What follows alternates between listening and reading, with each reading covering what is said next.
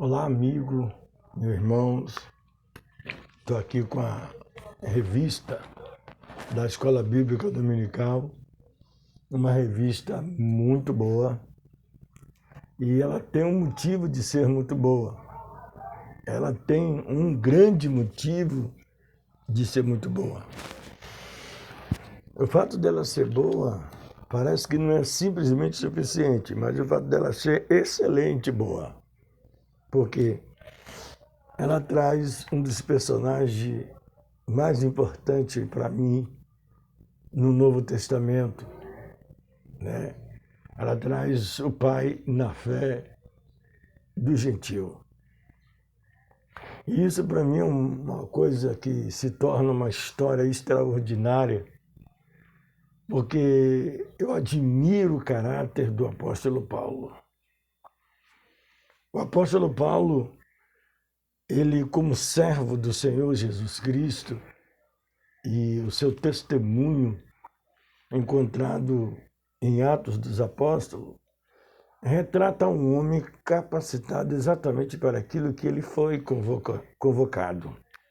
A sua chamada, o seu ministério, quem lê, quem entende, acaba tendo aquela sensação de querer viver aquela experiência própria do próprio apóstolo. Embora árdua em alguns pontos de vista e vantajosas em outros pontos de vista, isso nos dá a entender que não é simplesmente o fato de você ser o que você é, sem que você não cumpra com o seu ministério pelo qual o Senhor estabeleceu para você.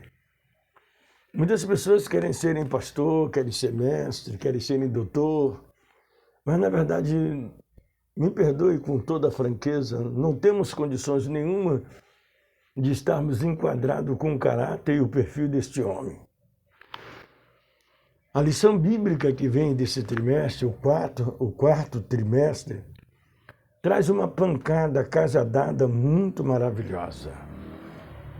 Essas coisas que a gente vê pelas redes sociais espalhadas em todo o tempo, em toda a história, está sempre retratando, desculpe se é que eu vou falar alguma coisa que possa talvez se tomar como ofensa, mas não tem nada a ver com o apóstolo Paulo. O apóstolo, um homem, embora não seja aceito pelos os apóstolos que andaram lado a lado com Jesus, não tiveram o mesmo caráter que teve o apóstolo que não andou com o Senhor Jesus. Em carne, né? Eu estou falando no ministério terreno do Senhor Jesus com Pedro, João, Tiago, né? Eles foram homens interessantes, mas o apóstolo Paulo faz uma diferença incrível como um apóstolo do gentio. E uma das coisas que muito me move falar sobre o apóstolo Paulo, na sua conversão, o seu caráter, a sua mudança, o que ele mostrou de uma vida transformada, que o perseguidor passa a ser perseguido, né? É exatamente aquilo que ele pregava, era aquilo que ele vivia. Ele conhecia a Deus. E como conhecedor da lei, olha, outra coisa interessante, é que não tem nada mais. Eu estou até copiando essa frase que eu vi recentemente de um amigo, e achei, nós conversando sobre assunto de igreja, essas coisas, de erros que a gente discorda, né? Liderança.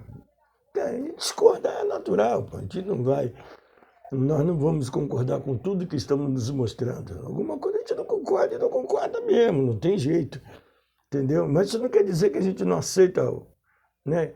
Discordar é opinião. Isso é um direito do ser humano. Mas é uma coisa interessante, muito interessante, muito interessante. O caráter de Paulo é incrível. O cara é irrepreensível. Os apóstolos que andaram com o mestre não quiseram aceitar ele. E uma coisa que deveria ser levada em consideração, muito mesmo levada em consideração, são o caráter dos obreiros. O caráter dos obreiros. Tem obreiro que errou, eu errei, você erra, nós erramos. Mas o interessante é que tem obreiros que tudo tem uma qualificação. Gente, mas é interessante você observar a importância do obreiro, a qualidade do obreiro, a necessidade de utilizar o obreiro e valorizar isso. Paulo tem as suas cartas escritas em todos os aspectos, em todo enquadramento para todas as situações e momentos. É recheado. Eu espero que você desfrute. Talvez se você viesse aqui pensando que eu ia trazer uns bolsos sobre essa lição, não. Eu vim te incentivar a estudar a lição. Eu vim aqui incentivar, eu estou gravando esse vídeo, incentivando a você a estudar a lição, a fazer uma reflexão sobre a lição. Ah, irmão, não sei estudar. Não, tudo bem, leia. Não tente apanhar a carga do Espírito Santo. Não tente fazer a obra do Espírito Santo. Se entregue. Quando Paulo cai por terra, quando o apóstolo ele cai por terra, para ele foi muito fácil, depois de um conhecimento de uma cultura judaística, uma cultura judaica, com o grego, com o hebraico, convivendo. Não é um estudo mero, não é um curso pago, não é um bacharelado. É alguém que nasceu na cultura, alguém que foi criado na cultura, alguém que sabe a interpretação, aquele que estudou por ordem obrigatória dos seus pais, costumes de natureza. Nesse Brasil maravilhoso que nós vivemos e sobrevivemos, a nossa cultura começa no jardim de infância. Mas o que nós tínhamos de tão privilegiado nos foi tirado. O direito de aprender tudo dentro do colégio. Tudo era possível aprender no colégio. E teríamos liberdades extraordinárias. Foi nos tirado. Eu honro meu pai, eu honro a minha mãe, meu pai e minha mãe hoje dormem no Senhor. Eu louvo a Deus por esse ponto de vista deles estarem hoje dormindo no Senhor. É fruto de uma obra do Espírito de Deus. Isso é maravilhoso para mim. Mas na ausência dos meus pais, eu tenho deles os ensinamentos e o comportamento que não dá para se trocar com essa geração de hoje. O respeito, o temor, a obediência. Até uma bala que a gente ganhasse de uma forma bem lícita, sem... Não é balas achadas no meio da rua, uma balinha. A gente tinha que apresentar a mamãe. E se entrássemos para casa com aquela bala, para chupar aquela bala, ia dar um trabalho. Porque até ela dissolver na boca, esconder o papel, é um trabalho terrível. Só quem hoje, na minha idade, que estão na casa dos 40 para os 60, vão entender o valor que tem dado a sua mãe. O prazer de ser abençoado pela sua mãe. Bença meu pai, bença minha mãe. Não é um negócio de medo, temor, não. É uma coisa que quando você fala com entendimento. Bença minha mãe, bença meu pai. Hoje as pessoas dizem, eu tenho uma boa doutrina, meus pais me ensinaram, mas você está vendo a conduta que é mentira, a mãe não ensinou nada, e se ensinou, ele agora não quer fazer. Tá? Essa lição é de alguém que viveu a experiência. E Paulo, quando ele escreve, quando ele fala, você sente verdade, você sente que tem algo diferente, você sente... Essa lição veio na hora certa. Não quero parabenizar a CPAD, não. Quero louvar e exaltar ao Senhor nosso Deus de ter usado homens capacitados. Eu sei, falta muita coisa. Pelo que eu li, existem coisas, mas são coisas que eles não sabem também. Tem coisas que foram vedadas pelo limite das 3 páginas que a lição nos concede, que é impossível dele trazer para a gente. É pequeno demais. O tempo para discorrer, para raciocinar, para refletir, para comentar, é tempo curtíssimo demais. Mas você pode aproveitar esse tempo. Eu estou colecionando todas as minhas lições. Desde quando voltei a estudar a lição bíblica dentro da casa, a Assembleia de Deus, eu tenho selecionado todas elas. Todas elas eu tenho selecionado. Não tive a oportunidade de perder nenhuma delas. E todas elas eu paguei. Teve algumas que pagaram para mim. Interessante. O preço de você ter a oportunidade de ter uma lição como essa. De você estudar uma lição dessa. Coisa linda. Deixa eu botar assim, porque talvez fique melhor para você, né? Não, deixa eu ver. Assim tá de cabeça para baixo, assim tá certo. É certo. Né? Então, vai sair de lá para cá.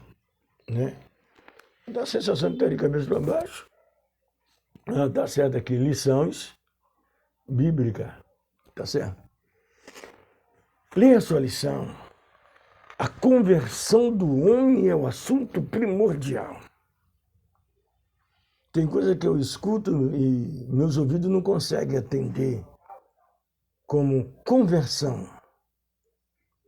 Para quem muitas das vezes não consegue entender, um dos efeitos mais maravilhosos no Evangelho é quando ele muda o homem, entende? Ele fumava, não fuma mais. Ele roubava, não rouba mais.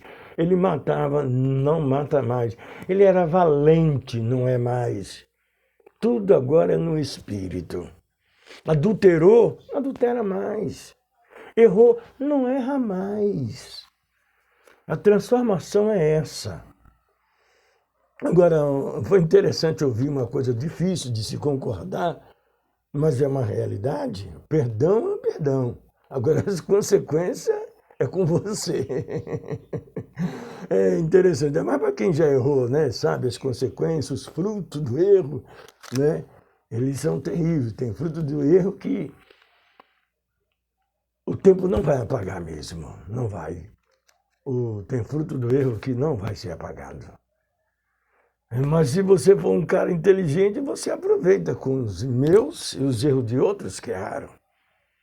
Em vez de você querer criticar os erros de muitas pessoas, analise os erros delas e não faça o mesmo. Porque se o dela o tempo apagar, o seu pode ser que não apague. Se você acha que a pessoa que fez o erro não está sofrendo punições, então você tome cuidado. Tome cuidado, porque os seus erros podem também não ser apagados. Mas as consequências, o perdão é claro, o perdão é gratuito, o Senhor perdoa. E é muito mais fácil Deus perdoar você do que o homem perdoar você. Talvez seu pastor, seu presbítero, seu diácono, ele possa até não perdoar você, não aceitar você nesse erro. Mas quando você se converte, ele é obrigado a testemunhar a sua mudança. Ele tem por obrigação de testemunhar a sua mudança. Porque a sua mudança faz a diferença. Tá certo? Você vê que o respeito entre família é tão bom. Eu tenho meu irmão mais velho, ele me respeita. Eu respeito ele. A minha irmã caçula, né? Eu respeito ela, ela me respeita. Nós não temos aquele contato assim, como se estivesse presente, até porque a gente fica preso no celular, fica conversando muito. Mas quando a gente se dá a parar, quando a gente se dá a conversar, quando a gente se dá a entender, a dialogar, a gente respeita os limites e as regras do jogo. Tá bom? É uma boa revista. Se você não adquiriu a sua, eu quero te convidar a adquirir agora. Ainda há tempo. Procura o site. Essa lição vale a pena. A lição do trimestre passado, eu que gosto de muitos filmes, né? Ainda mais filme de monarcas, filmes de reis, de guerra, entende? E se você quiser ver um filme muito simples, eu não vou falar de filme pesado, não, mas o Rei Arthur, não esse que tem várias modalidades, mas o Rei Arthur, daqueles 3 garotos, aqueles jovens que são selecionados para poder viver com o rei desde a infância. Interessante, né? Para poder aprender com o rei, crescer com o rei, amar o rei, guardar o rei. E eles são preparados, eles são lutados, e são treinados para proteger o rei. Que coisa linda, né? Mas quando você depara com uma lição, como a do trimestre, do terceiro trimestre, que passou o Reino do Sul, aí você vai entender coisas interessantes. A guerra trabalha. Eu vou ficando por aqui. Com muita tristeza eu queria falar, né? Mas não posso falar de uma coisa que eu não estudei. O que eu estudei é pouco para poder falar sobre quem eu amo muito o caráter. Paulo. Se os pastores, os presbíteros, os diáconos tivessem o conhecimento, tivessem a responsabilidade de conhecer Paulo. Jade, Jesus é melhor que... Não, eu estou falando de Paulo. Para aí, poxa. Eu estou falando do apóstolo São Paulo. Tem gente melhor, eu digo, rapaz, eu estou falando do apóstolo São Paulo. Porque se eu for falar de Jesus, mas Jesus é o Filho de Deus, Jesus é o Deus. Poxa, então eu estou falando de Paulo. Que problema você, irmão? Eu estou falando de Paulo, Paulo, o apóstolo, assim como a lição, estou falando de Paulo. E a transformação dele veio porque ele se encontrou com Jesus. Você está brincando, rapaz? Está com um negócio de marionetar a cabeça da pessoa? Eu estou falando de um homem que conheceu a Jesus e a vida dele foi transformada. Mas ele tinha o conhecimento, ele conhecia Deus. Ele conhecia Deus. E ele era um cara zeloso, ele se destacou.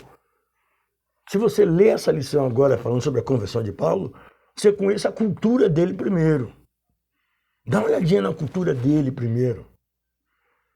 Aí você vai ver quem foi esse menino, onde ele nasceu, a sua vida, a sua infância, quem foram seus líderes, o testemunho dele diante dos homens. Agora na conversão você vai entender. E você vai entender que o perseguidor agora passa a ser perseguido. Você vai entender. Você vai até entender quando o Senhor disse a Ananias, crente, que não queria a ideia de ficar perto de Paulo, quando eu ouvi o Espírito dizer, Saulo, ele não gostou dessa ideia. Mas você também vai entender o motivo por quê. Porque Paulo era perigoso. Nem Ananias imaginou na conversão dele. Nem Ananias creu na conversão dele. Ananias não creu na conversão dele. Tanto que ele discute com o Senhor. O Espírito fala a ele, ele discute com o Espírito. Senhor, quanto mal o Senhor tem, esse homem tem feito aos seus. Ele bradou. O Senhor ouviu ele. E disse a ele, agora vá. Porque eu tenho ele como um vaso escolhido. E eu vou mostrar a ele o quanto deve padecer por amor ao meu evangelho. Deu para entender alguma coisa? Um cara escolhido. Vou aproveitar essa aspa aqui, vou abrir uma aspa, né? Diz que aspa é você corta uma ideia e você entra com outra ideia. Vai que você é um cara escolhido e está me ouvindo por curiosidade. Vai que Deus tem uma chamada, você dentro do ventre da sua mãe. E o tempo todo você lutou e reluta contra essa chamada. E você critica, persegue e maldiz do reino de Deus. Se acontecer com você como aconteceu com Paulo, você ainda é privilegiado.